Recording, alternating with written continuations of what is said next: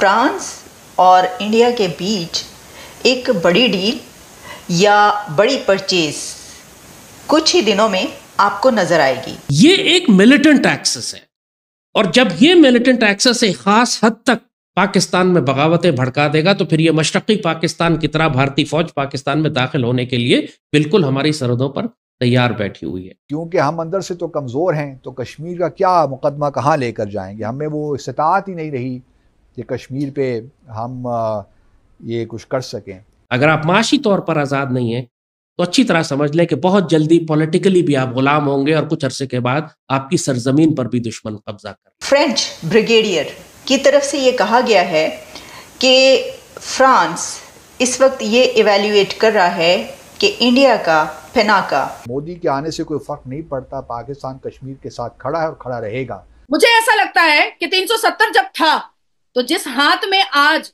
Copy कलम और किताब और तिरंगा झंडा है ना, उसी बच्चों के हाथ में तब जला हुआ टायर और पत्थर हुआ करता था। वो कह रहा है कि हम ये खरीदना चाहते हैं। और India's Tata group and France Airbus have also signed an agreement to manufacture civilian helicopters together. हमारी हुकूमतें उस बर्तन की तरह हैं जो सिर्फ नीचे से ही नहीं लीक करता, वो टॉप से भी लीक करता है। यह सब बदनसीब पाकिस्तान की मईशत एक ऐसा बर्तन है। It has been ordered by Armenia. Armenia पहले ही इनका ऑर्डर दे चुका है, तो आर्मेनिया और कुछ और कंट्रीज इनका पहले ही ऑर्डर दे चुके हैं। इसका मतलब है ये उनकी एक कामयाब मेक इन इंडिया प्रोडक्ट है। नमस्कार दोस्तों, चैनल पर आपका हार्दिक अभिनंदन है। दोस्तों अभी हमने कुछ दिन पहले देखा कि इंडिया ने जो है वो राफेल ख़रीदा था फ्रांस से अपने एयरफोर्स के लिए। तो दोस्तों अब तभी इंडिया अभी काफ़ी टाइम से इंडिया ने एक टारगेट भी रखा है मेक इन इंडिया के तहत कि हमें जो है डिफेंस की मैन्युफैक्चरिंग खुद करनी है दोस्तों। तो एक इंडिया ने एक मल्टी बैरल रॉकेट लॉन्चर बनाया हुआ जिसका नाम है पिनाका दोस्तों। पिनाका भगवान शिव के धनुष का नाम भी था दोस्तों। तो दोस्तों क्या हुआ है कि अब उसको लेकर के फ्रांस ने जो है वो इच्छा जताई है कि हम ये बाई करना चाहते हैं इंडिया से। दोस्तों आप देख रहे हैं कि किस तरह का शिफ्ट है ये, कि एक टाइम पे इंडिया बायर, जिस कंट्री से इंडिया बाई करता था, अब वो कंट्री इंडिया से बाई कर रही है। ये शिफ्ट बड़ा मज़ेदार है दोस्तों। हाँ, तो आइए जब ये वीडियो वायरल हुई तो पाकिस्तान के लोग बड़ा रिएक्शन दे रहे हैं कि इंडिया जो जिससे खरीदा वो उसको ही बेचने लग गया है। तो आइए देखते हैं पाकिस्तान के लोगों का, उनकी मीडिया का इसके ऊपर क्या रिएक्शन। अगर आप माशी तौर पर आज़ाद नहीं हैं तो अच्छी तरह समझ लें कि बहुत जल्दी पॉलिटिकली भी आप गुलाम होंगे और कुछ अरसे के बाद आपकी सरजमीन पर भी दुश्मन कब्जा कर ले। तो पाकिस्तान के खिलाफ जो सबसे खौफनाक जंग इस वक्त बर्पा है, जैसे कहा कि इंडिया को तो चलो हम हैंडल कर लेंगे, टीटीपी और बीएलए के तो हम वैसे ही दांत तोड़ रहे हैं, अल्लाह के फल से आर्मी और हमारी पूरी स्टेट पूरे रिसोर्सेज उसके खिलाफ लगा रही है।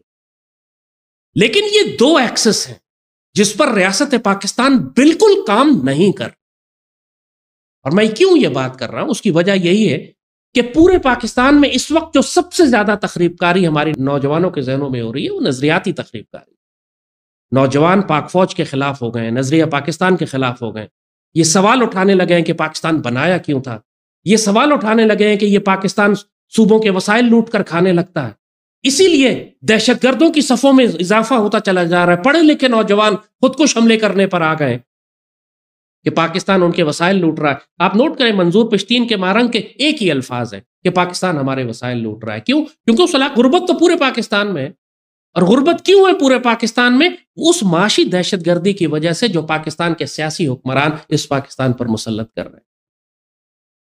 तो जब तक कि आप इकोनॉमिक टेररिज्म को भी एक नेशनल सिक्योरिटी थ्रेट डिक्लेयर नहीं करेंगे, उसी तरह जिस तरह आपने टीटीपी और बीएलए को डिक्लेयर किया, जिस तरह आप ताकत और तलवार के जोर पर बीएलए और टीटीपी को कुचल रहे हैं, इसी तरह आपको माशी दहशतगर्दों को भी कुचलना होगा। इसी तरह फौजी अदालतों में इनको लेकर आना होगा, क्योंकि ये जो फसाद बर्पा करते हैं उस फसाद से कहीं ज्यादा बड़ा है जो टीटीपी और बीएलए और सुसाइड बॉम्बर इस पाकिस्तान में बर्पा करते हैं। क्योंकि एक प्राइम मिनिस्टर या सूबे का चीफ मिनिस्टर या एक वजीर जो मुल्क को खरबों रुपए का नुकसान पहुंचाता है, पूरे रियासती इदारे तबाह करवा देता है, पूरे मुल्क को मकरूज कर देता है, वो ज्यादा बड़ा दहशतगर्द है उस सुसाइड बॉम्बर के मुकाबले में कि जिसकी वजह से 20-30 लोग मारे जाते। यानी आपको हम सिर्फ मिसालें देते और उसके ऊपर हम मजीद प्रोग्राम करेंगे, आपको स्टैटिस्टिक्स, फैक्ट्स एंड फिगर्स बताएंगे। अभी सिर्फ जनरली हम आपको आउटलाइन दे रहे हैं कि पाकिस्तान को क्या करना है अपने आप को इस माशी दहशतगर्दी से निकालने की। पाकिस्तान की रियासत और खास तौर पर मुसल्लह अफवाज को यह बात समझनी होगी कि अगर आपने माशी दहशतगर्दों को सूली ना चढ़ाया, अगर आपने उनके साथ वही सलूक न किया जो आप टीटीपी और बीएलए के दहशतगर्दों के साथ करते हैं, अगर आपने अल्लाह का हुक्म नाफिज न किया इन माशी दहशतगर्दों के ऊपर, तो फिर आप चाहे कितनी बड़ी एटमी ताकत क्यों ना बन जाए सोवियत यूनियन की तरह, या कितनी बड़ी वसी एम्पायर ना बन जाए खिलाफत उस्मानिया की तरह, आपके लिए नामुमकिन हो जाएगा इस पाक सरजमीन की सियासत और इसके जोग्राफिया का दिफा करना।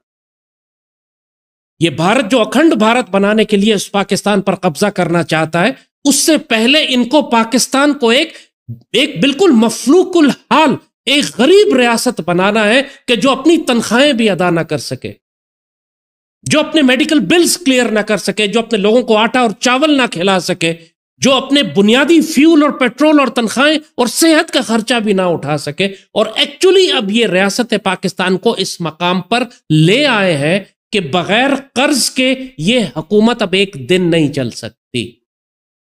इस कदर खौफनाक सूरत हाल है माशी दहशतगर्दी के नतीजे में कि अगर पाकिस्तान की रियासत ने इस वक्त माशी दहशतगर्दी के खिलाफ ऐलान जंग नहीं किया और वॉर फुटिंग्स पर इन दहशतगर्दों को एलिमिनेट न किया, और जो ये लूटी हुई दौलत ले चुके हैं रियासत पाकिस्तान से उसको वापस नहीं निकाला, फिर अल्लाह ना करे हमारे अंजाम भी सोवियत यूनियन या खिलाफत उस्मानिया या मुगल एम्पायर जैसा हो जाएगा।